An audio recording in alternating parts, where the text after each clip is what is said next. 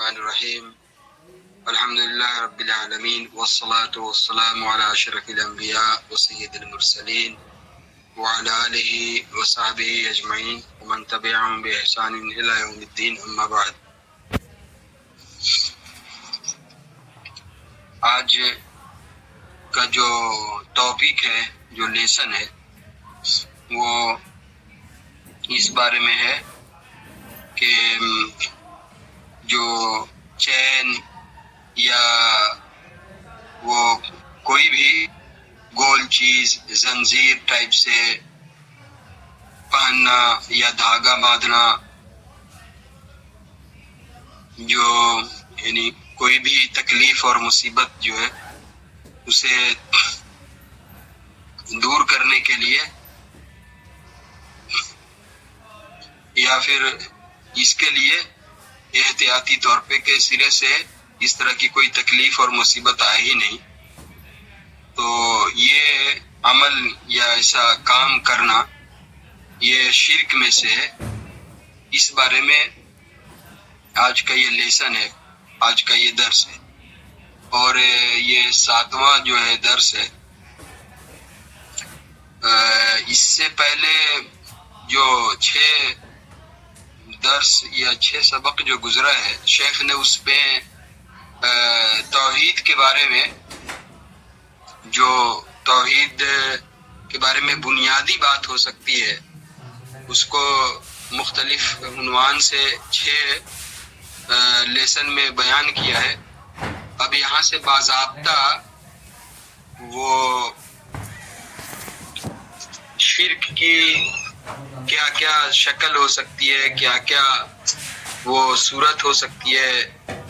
اس کو بیان کر رہے ہیں۔ شرکیہ عمل کیا کیا ہو سکتا ہے، اسے اب تفصیل کے ساتھ جو ہے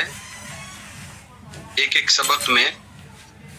شرک کی مختلف شکلوں کو شیخ یہاں بیان کر رہے ہیں۔ اس سے پہلے جو 6واں باب ہے، اس میں جو لا الہ الا اللہ کی تفسیر سے متعلق ہے، اس کی تشریح سے متعلق ہے، اس کا اصل مطلب کیا ہے اس کے بارے میں ہے۔ تو اس میں 2 بات بہت بنیادی طور پہ ذہن میں رہنا چاہیے۔ ایک چیز تو یہ ہے کہ لا الہ الا اللہ کی تفسیر میں، اس کی تشریح میں، اس کا معنی اور مطلب بیان کرنے میں ایک جو بنیادی غلطی جو لوگوں سے ہوئی ہے، جن لوگوں نے بھی اور لوگوں نے تفسیر کی ہے، اس میں یہ ہے کہ وہ لوگ الہ کی تفسیر جو ہے وہ صرف یعنی رب یا پیدا کرنے والا، اس طرح کے معنی سے وہ لوگ کرتے ہیں۔ اور وہ ایک بنیادی وجہ یہ بھی ہے مسلمانوں میں شرک جو ہے پھیلنے کی، کیونکہ لا الہ الا اللہ کا اس حساب سے جو ان لوگوں نے معنی بیان کیا، تو وہ یہ صرف سمجھتے ہیں کہ اللہ کو چھوڑ کے دوسرا کوئی پیدا کرنے والا نہیں ہے، کوئی مالک نہیں ہے،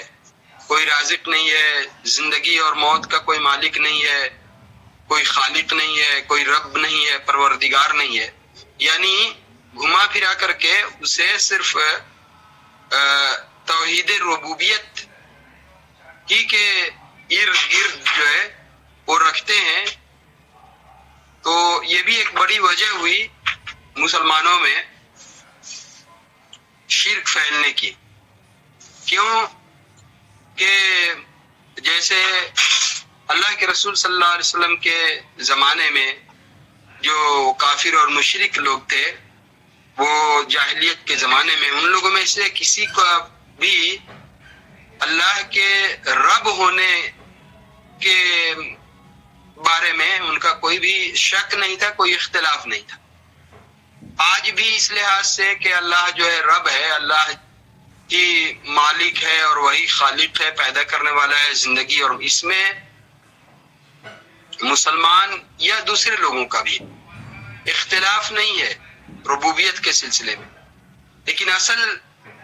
معاملہ وہاں پہ آ کے بگڑتا ہے کہ جب بات الوہیت کی، ایک اللہ کے معبود ہونے کی آتی ہے، تو اسی لیے لا الہ الا اللہ کا جو مطلب ہے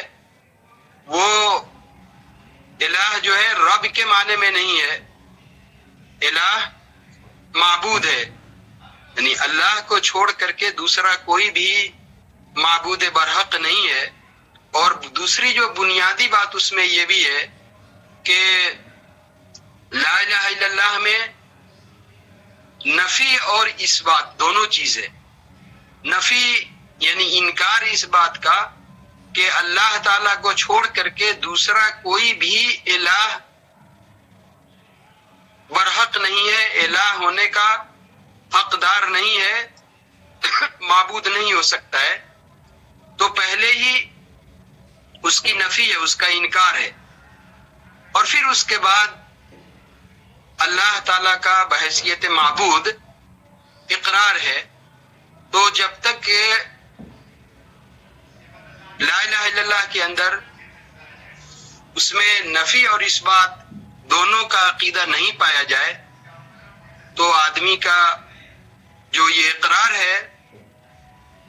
معبود ہونے کے سلسلے میں وہ درست نہیں ہو سکتا ہے۔ قرآن مجید نے دوسری جگہ اس کو بہت صاف طور پہ اس لیے کہا فَمَن يَكْفُرْ بِالطَّاغُوتِ وَيُؤْمِن بِاللَّهِ، کہ جو طاغوت کا انکار کر دے اور اللہ پہ ایمان لائے، وہی ہے لا الہ الا اللہ ہی کا معنی ہے وہاں، تو گویا اسی کے یہ عقیدے یعنی لا الہ الا اللہ پہ ایمان رکھنے کا اعتبار ہوگا۔ یہاں سے شیخ جو ہے وہ تفصیل کے ساتھ وہ شرک کی کیا کیا شکلیں ہیں، کیا کیا بات ہے، کیا کیا کام ہے، کیا کیا عمل ہو سکتا ہے جو یعنی توحید کے کہیں منافی ہے، کمال توحید کے منافی ہے، مکمل توحید جو ہے اس کے خلاف ہے، تو اس چیز کو ایک ایک کر کے بیان کریں گے۔ جیسا کہ پہلے بتایا گیا تھا کہ شرک جو ہے ایک شرک اکبر بھی ہے، یعنی بڑا شرک۔ اس کا مطلب یہ ہے کہ جو اصل توحید ہے یعنی بذات خود جو عقید توحید ہے اسی کے خلاف، اسی کے منافی کوئی کام آدمی کرے تو یہ شرک اکبر ہے، جس کی بنیاد پہ ملت سے، دین اسلام سے باہر نکل جاتا ہے۔ جیسے اولیاء کے نام پہ ذبح کرنا، قربانی پیش کرنا۔ دوسری جو قسم ہے وہ جو شرک اصغر ہے، چھوٹا شرک، وہ اصل توحید کے منافی، اس کے خلاف تو نہیں ہے، لیکن جو توحید کا مکمل درجہ ہے اس کے منافی ہے، اس کے خلاف ہے۔ جیسے ریاکاری کرنا، اللہ کو چھوڑ کر کے کسی دوسرے کے نام کی قسم کھانا، اور تیسری چیز جیسا کہ بتایا گیا تھا پہلے کہ وہ شرک پوشیدہ ہے، جو شرک خفی ہے۔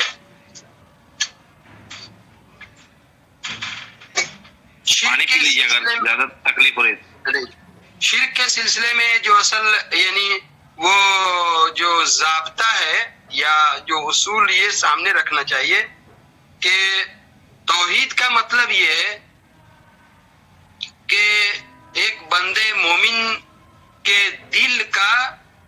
لگاؤ، اس کا تعلق مکمل طور پہ اللہ تعالی سے ہو، یعنی اللہ تعالی سے بندے کے دل کا لگاؤ اور تعلق ہو،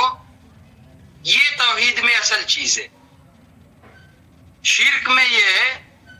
کہ وہی بندے کا اللہ تعالیٰ سے، بندے کے دل کا اللہ تعالیٰ سے جو تعلق ہے اس میں کمی واقع ہونا یا اس کے خلاف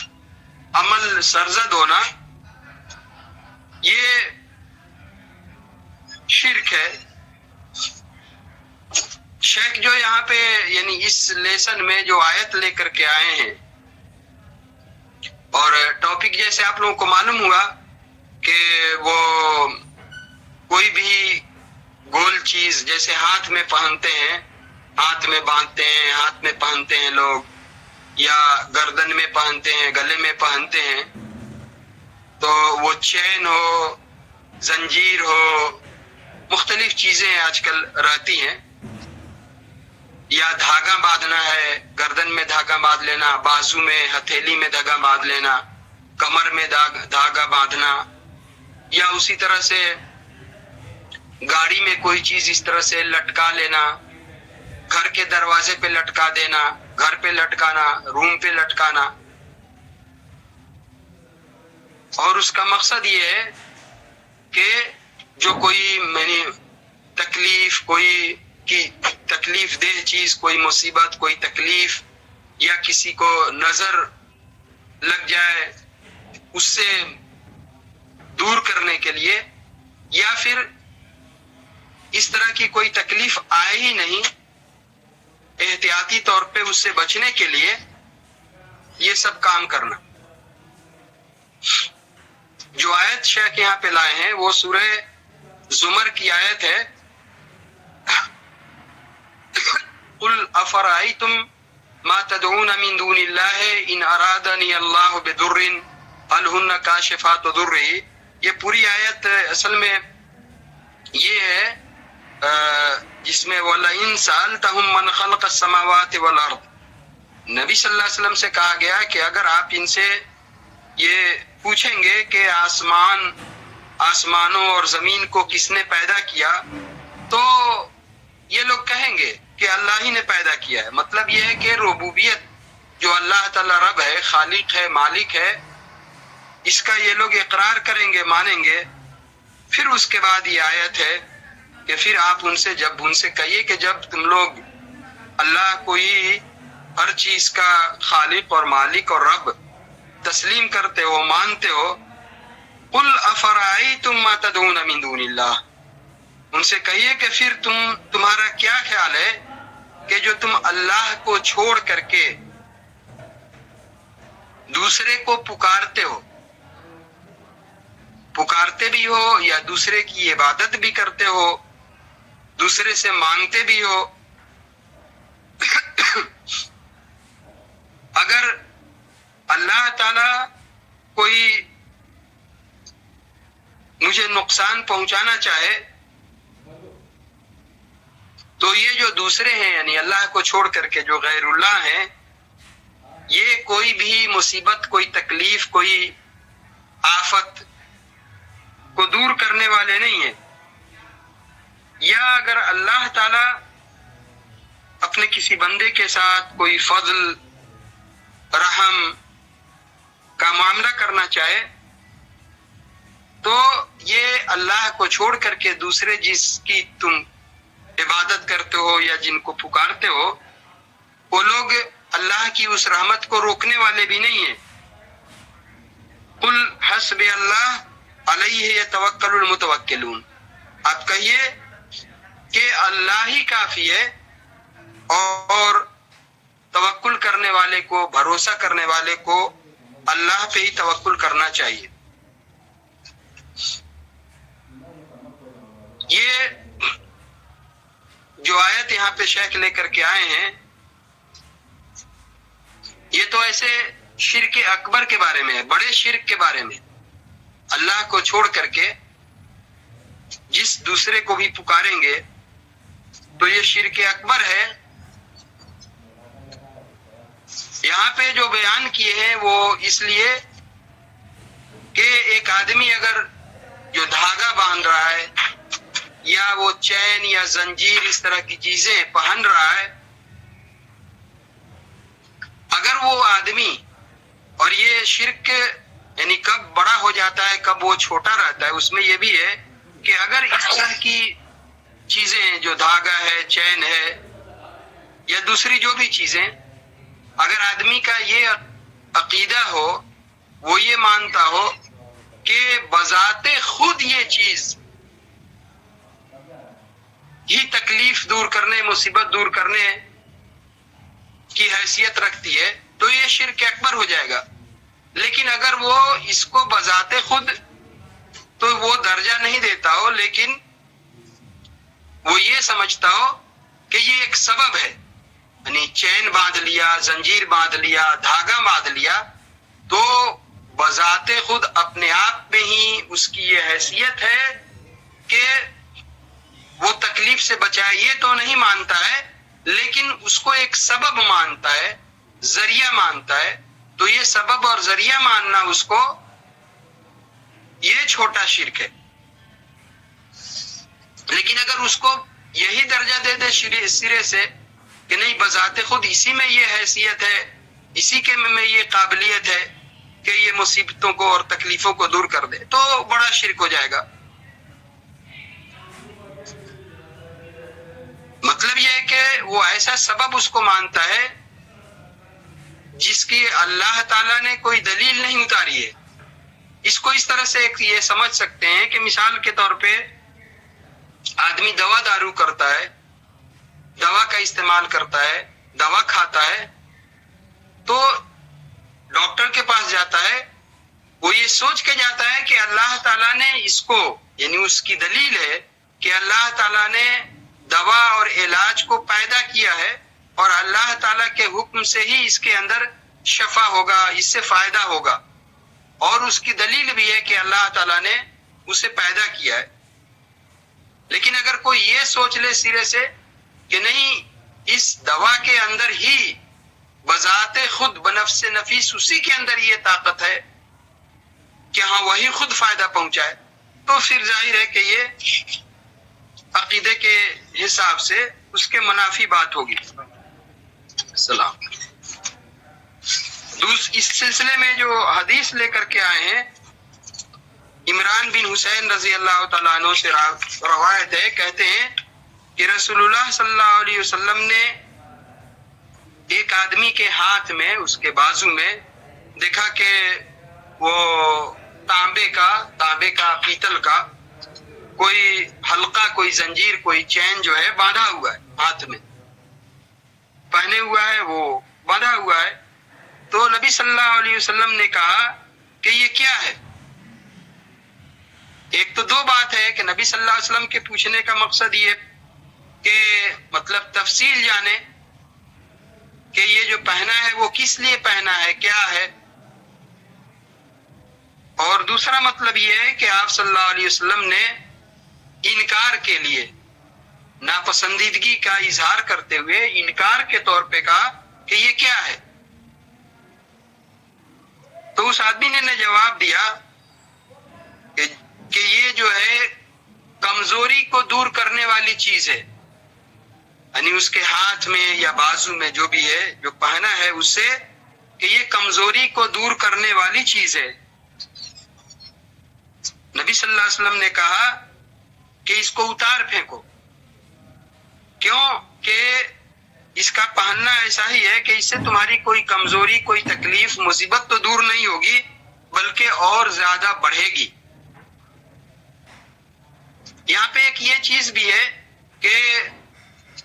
جیسے گھڑی ہے، آدمی گھڑی پہنتا ہے تو گھڑی بھی یا تو چاندی ہو یا اس میں کوئی میٹل ہو یا تانبا ہو یا پھر یہ لیدر رہتا ہے، تو معاملہ یہ ہے کہ اس سلسلے میں آدمی کا اعتقاد کیا ہے، آدمی کی نیت کیا ہے، اس کو دیکھنا ہے۔ تو گھڑی آدمی پہنتا ہے تو وہ گھڑی ایک آلہ ہے ٹائم دیکھنے کے لیے، نیت یہی رہتی ہے۔ حالانکہ کچھ لوگوں نے اس پہ بات کی ہے کہ یہ چین جو ہے اس میں حکم میں یہ آئے گا کہ نہیں آئے گا، وہ نہیں آئے گا۔ مقصد یہ ہے کہ اس کو تو صرف باندھنے کے لیے پہن کے رکھتے ہیں، مقصد اصل میں یہ رہتا ہے کہ وقت کے لیے وہ ایک آلہ ہے گھڑی کا جس کو آدمی پہنتا ہے۔ لیکن ایک سوال یہاں پہ یہ بھی پیدا ہوتا ہے کہ کوئی چیز آدمی جیسے آج کل ایک فیشن ہے اور بہت سے لوگ یعنی اس کو کیا بولیں گے یعنی زیب و زینت کے لیے یا کچھ خوبصورتی کے لیے کچھ اس طرح سے پہن کر کے رکھتے ہیں. اس کا پہننا کیسا ہے؟ دو چیز ہے. اگرچہ اس میں جو یہ دھاگے ہیں، چین ہے یا زنجیر ہے جو یعنی آدمی اپنی صحت کے لیے یا بیماری سے بچنے کے لیے، بیماری دور کرنے کے لیے پہنتا ہے، اگر اس نیت سے نہیں بھی پہنا ہو تو وہاں پہ یہ دیکھا جائے گا کہ دوسری تہذیب سے، دوسرے دین سے، دوسرے مذہب سے، دوسرے کلچر سے اس میں مشابہت پیدا ہوتی ہے کہ نہیں ہوتی. عام طور پہ آج کل یہی ہے کہ جو کڑا ہے ہاتھ میں، چین ہے، اس طرح کی چیزیں جو آج کل لوگ عام طور پہ جو پہنتے ہیں اس میں یہی ہے کہ دوسری قوموں کے کلچر کا وہ حصہ ہے، دوسری تہذیب کا، دوسری ثقافت کا وہ حصہ ہے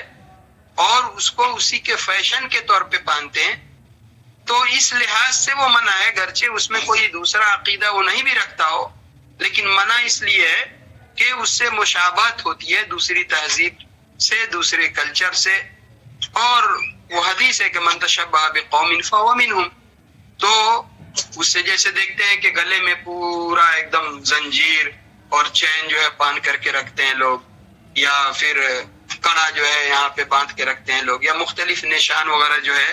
وہ کڑھائی کے طور پہ وہ بناتے ہیں لوگ، تو ظاہر ہے یہ چیز منع ہے. تو بہرحال نبی صلی اللہ علیہ وسلم نے یہاں پہ کہا کہ تم اس کو اتار دو. ایک بات تو یہ معلوم ہوئی کہ آدمی کے اختیار میں ہے، اور کوئی چیز منکر دیکھے، خلاف شرع، خلاف شریعت دیکھے تو آدمی کو خاموش نہیں رہنا چاہیے. آدمی کے اختیار میں ہے، آدمی کو اس پہ قدرت ہے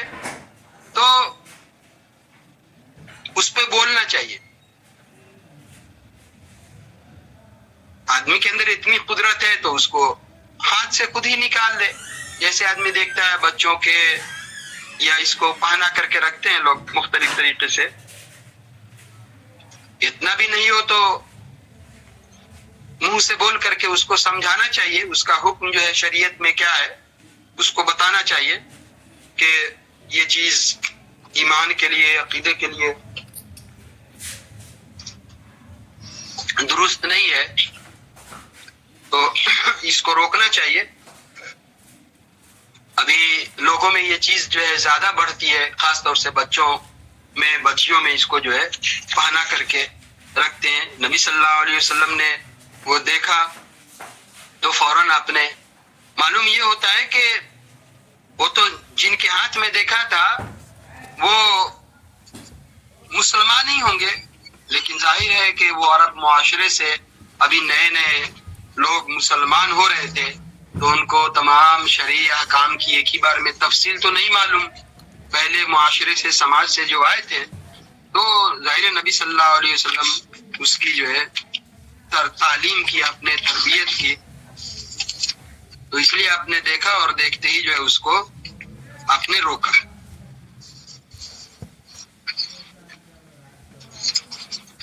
اور آپ صلی اللہ علیہ وسلم نے یہ بھی کہا کہ اگر تمہیں موت آ جائے اور یہ جو تم پہن کر کے رکھا ہے یہ بیماری یا کمزوری یا تکلیف سے بچنے کے لیے یا اس کو دور کرنے کے لیے، تو تم کبھی فلاح نہیں پاؤ گے، کامیاب نہیں ہو سکتے. مطلب یہ کہ تمہاری آخرت تباہ و برباد ہو جائے گی. یہ مسند احمد کی روایت ہے. اور دوسری جو روایت ہے وہ عقبہ بن عامر رضی اللہ تعالیٰ عنہ سے ہے، مرفوع روایت ہے. اس میں صاف طور پہ بتایا کہ من تعلق تمیمۃ فلا اتم اللہ لہ، کہ جس نے کوئی یعنی تعویذ، گنڈا، تمیمہ کا مطلب یہ ہے کہ کوئی مقصد کو پورا کرنے کے لیے، جیسے سیپ، صدف ٹائپ سے، یا دانے بنا کر کے، دھاگے بنا کر کے مختلف چیزیں جو پہنتے ہیں یا تعویذ گنڈے، وہ ساری چیزیں اس میں آتی ہیں کہ جس نے کوئی تعویذ گنڈا اس طرح کی چیز اگر وہ پہن لیا، لٹکا لیا، تو اللہ تعالیٰ اسے اس کا یہ مقصد جو ہے پورا نہیں کرے گا. یعنی اس سے وہ یہ نیک فال لے رہا ہے کہ یہ جو تعویذ ہے، گنڈا ہے، یہ جو بھی پہن کر کے رکھا ہے کہ اس سے ہمارا مقصد پورا ہو جائے گا. گاڑی میں لوگ لٹکا لیتے ہیں، گھر کے دروازے پہ لٹکا دیتے ہیں، روم میں لٹکا کر کے رکھتے ہیں. تو ظاہر ہے کہ آدمی اسی میں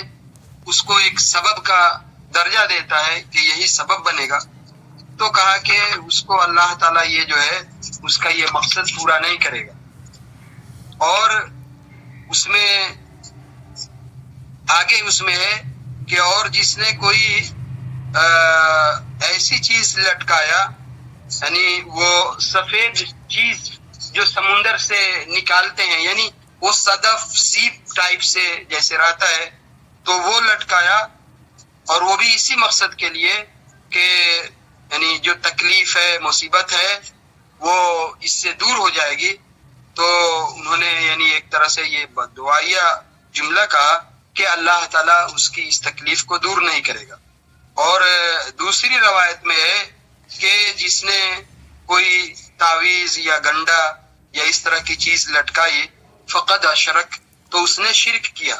مطلب یہ ہے کہ اس طرح کی جو بھی چیزیں، جو تعویذ ہے، گنڈا ہے، چین ہے، زنجیر ہے، جو باندھتے ہیں، دھاگے ہیں، یہ جو بھی چیز ہے یہ شرک میں سے ہے. اور شرک اصغر ہے. آدمی دین اسلام سے تو نہیں نکلے گا، لیکن جو مکمل وہ توحید اور یا کمال توحید جو ہے یہ اس کے خلاف بات ہے، اس کے منافی ہے. دوسری روایت ہے جو ابن ابی حاتم سے حذیفہ بن یمان رضی اللہ تعالیٰ عنہ سے یہ روایت ہے. حذیفہ بن یمان رضی اللہ تعالیٰ عنہ باپ اور بیٹے دونوں ہی صحابی ہیں. حذیفہ بن یمان رضی اللہ تعالیٰ عنہ کی ایک خاص بات یہ ہے قابل ذکر کہ وہ بیان کرتے ہیں کہ جو دوسرے صحابہ کرام تھے وہ نبی صلی اللہ علیہ وسلم سے خیر کے بارے میں پوچھا کرتے تھے. خیر کے اعمال، خیر کے کام جو ہے کیا ہے اس کے بارے میں پوچھتے تھے، صرف اسی پہ زور رہتا تھا. اور ان کا حذیفہ یہ بتا، میرا یہ تھا کہ میں صرف شر اور فتنے کی باتوں کے بارے میں پوچھتا تھا، اس تاکہ بچ سکوں، اس سے بچنے کے لیے کہ اس کا شکار نہ ہو جاؤں، اس میں پڑ نہ جاؤں. اس شر اور فتنے میں آدمی جب جہالت میں ہو، نہیں معلوم ہے، تو اس کا شکار ہوتا ہے. تو کہا کہ میں اسی کو زیادہ جو ہے اسی کے بارے میں پوچھتا تھا. وہ بیان کرتے ہیں کہ خود اپنے بارے میں انہوں نے ایک آدمی کو دیکھا جس کے ہاتھ میں یعنی بازو میں دھاگا بندھا ہوا تھا. یعنی بخار سے بچنے کے لیے، یعنی بخار نہیں ہو یہ ہو یا بخار ہوا ہے اس سے بچنے کے لیے وہ دھاگا کو جو ہے باندھا ہوا تھا. حذیفہ رضی اللہ تعالیٰ عنہ نے اسے دیکھا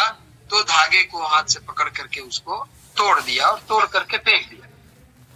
مطلب یہ ہے کہ دوا ہے، علاج ہے، وہ تو کرنا ہے، لیکن ایسے جو بھی زنجیر باندھنا، دھاگے باندھنا یا ایسے ٹوٹکے جو بھی ایسے کرتے ہیں، ان چیزوں کو باندھنا، یہ چیز جو ہے وہ صحیح نہیں ہے. انہوں نے نکال کر کے پھینک دیا اور اس آیت کی تلاوت کی، وَمَا يُؤْمِنُ أَكْثَرُهُمْ بِاللَّهِ إِلَّا وَهُمْ مُشْرِكُونَ. یعنی زیادہ لوگ کا حال یہ ہے کہ وہ اللہ پہ ایمان نہیں رکھتے مگر وہ لوگ اس میں شرک میں مبتلا ہوتے ہیں. ایمان کے ساتھ شرک کی آمیزش جو ہے ہوتی ہے. یعنی ان سے ربوبیت میں ان کے کوئی فرق نہیں ہے. جب ان سے پوچھا جائے گا کہ آسمان اور زمین کا خالق مالک یہ، تو وہ بولیں گے کہ اللہ ہی ہے. لیکن وہی جو الوہیت میں وہ شرک کرتے ہیں تو یہ شرک وہی ہے، شرک اصغر ہے. حذیفہ رضی اللہ تعالیٰ عنہ نے اس آیت سے جو یعنی دلیل پکڑی ہے، دلیل کے طور پہ اس آیت کو پیش کیا ہے، اور اس آیت سے انہوں نے یہ دلیل پکڑی کہ شرک جو ہے، شرک بڑا بھی ہے، شرک چھوٹا بھی ہے، اور یہ دھاگے باندھنا اور اس طرح کی چیزیں تو گویا کہ یہ ایمان کے منافی بات ہے۔ اور اس آیت کو، اسی آیت سے عبداللہ ابن عباس رضی اللہ تعالیٰ عنہما نے بھی دلیل پکڑی ہے، اس کو دلیل کے طور پہ پیش کیا ہے، اور جیسے حذیفہ رضی اللہ تعالیٰ عنہ نے اس آیت کو دلیل میں جو ہے پیش کیا۔ تو یہ شرک جو ہے، شرک اکبر اور اصغر، بڑا اور چھوٹا، دونوں شرک کو یہ آیت شامل ہے، یعنی دونوں کے بارے میں اس سے حکم معلوم ہوتا ہے۔ اور یہاں پہ حذیفہ رضی اللہ عنہ نے جو اس کو بیان کیا وہ یہ